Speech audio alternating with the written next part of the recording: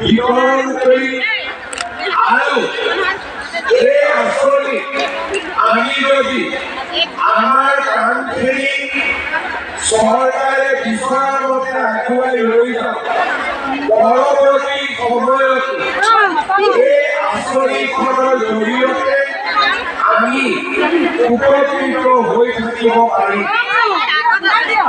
বিভিন্ন মিটিঙলৈকে মই নিজে গৈছো, আমাৰ মন্ত্ৰীসকলো গৈছে আৰু এনেকৈ আই মাতৃসকলক সভালৈ মাতি আনি এই আঁচনিখনৰ বিষয়ে আমি ভালকৈ বুজাই দিছো, যাতে পৰৱৰ্তী সময়ত এই আঁচনিখনৰ পৰা কোনো বঞ্চিত হ'ব নালাগে।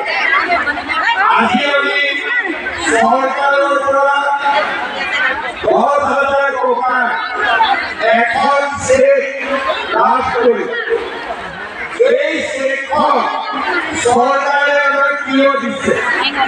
মাজতে মোক মহিলাসকলে মিটিঙত লগ পালে কয় যে মামা গছ পুলি ৰুলো, টকা পোৱা নাই। এতিয়া মই বুজি পালো যে আমাৰ মহিলাসকলে আঁচনিখনৰ বিষয়ে ভালকৈ বুজি পোৱা নাই আৰু তাৰ কাৰণে তেওঁলোকে মনত ভাবি আছে যে গছ পুলি ৰুলে 10,000 টকা পাম।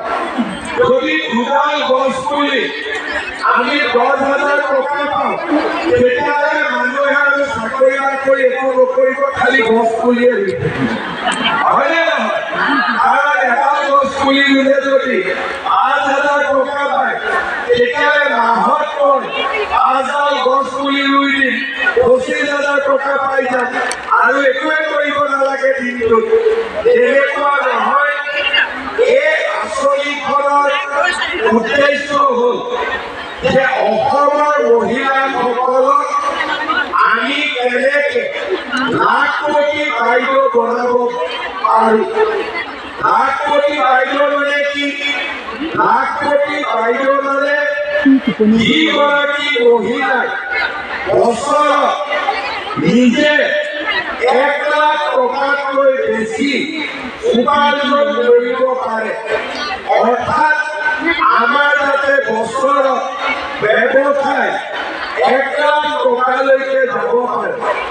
কোনোবাই ভাবিব যে আমিতো ঘৰত থকা মহিলা, আমি গাঁৱৰ মহিলা, যদি আমি 1 লাখ টকা উপাৰ্জন কৰিব লাগে, সেইটো আমি কেনেকৈ কৰিম?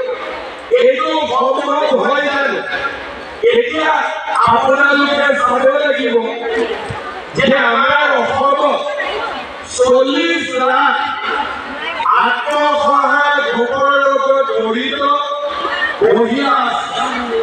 আজিৰ দিনত ইয়াৰে 8 লাখ মহিলাই ইতিমধ্যে বছৰত 1 লাখ টকাৰ ওপৰত ব্যৱসায় কৰে।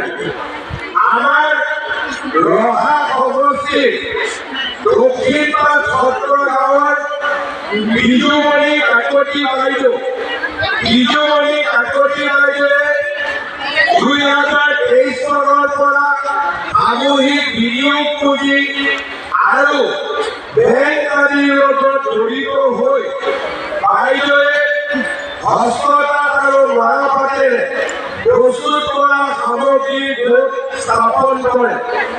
আজি বিজুমণি কাকতি বাইদেৱে মাহত 30,000কৈ, বছৰি 3,60,000 টকাৰ ব্যৱসায় কৰে।